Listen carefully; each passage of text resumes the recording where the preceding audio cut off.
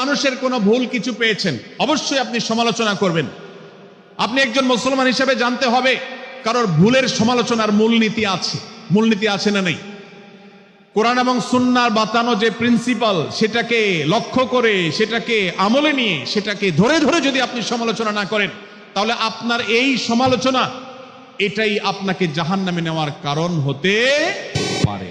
ভাইরা আমার, আপনি কাউকে রোস্ট করার নামে, কাউকে সমালোচনা করার নামে, হতে পারে কেউ ভুল করেছেন, কিন্তু সেটা করতে গিয়ে যদি তার অধিকার নষ্ট করেন, আপনি সীমা ছাড়িয়ে চলে যান, আপনি যদি ব্যঙ্গ বিদ্রুপ করে হারামের পর্যায়ে চলে যান, তাহলে সূরা হুজরাতের আয়াতের আলোকে আপনি কবিরা গুনাহে লিপ্ত হলেন।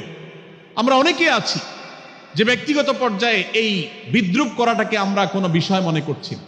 সোশ্যাল মিডিয়াতে অনেকগুলো ভিডিও ক্লিপ আছে, আপনাদের চোখে নিশ্চয়ই পড়েছে, আমার চোখে বহু পড়েছে, যে অনেক সময় দেখা যায় বিনোদনের নামে কাউকে খোঁচাখুচি করা, কাউকে অপমান করা, কাউকে হয়তো ধাক্কা দিয়ে পানিতে ফেলে দেয়া, কাউকে কষ্ট দেয়া, কাউকে হয়তো প্রতারিত করা, এটাকে আমরা এনজয় করি।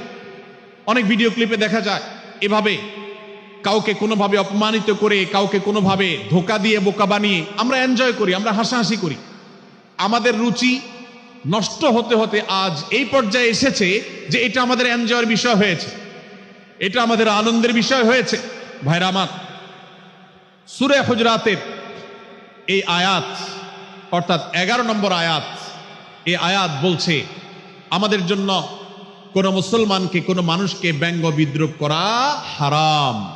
কোন মুসলমানকে ব্যঙ্গ বিদ্রুপ করা কি হারাম।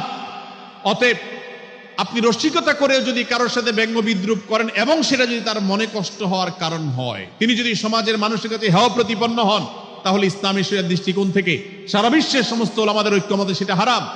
আমরা চুরি করা হারাম জানি, আমরা ডাকাতি করা হারাম জানি, আমরা মাদক সেবন করা হারাম জানি, আমরা নামাজ ত্যাগ করা হারাম জানি।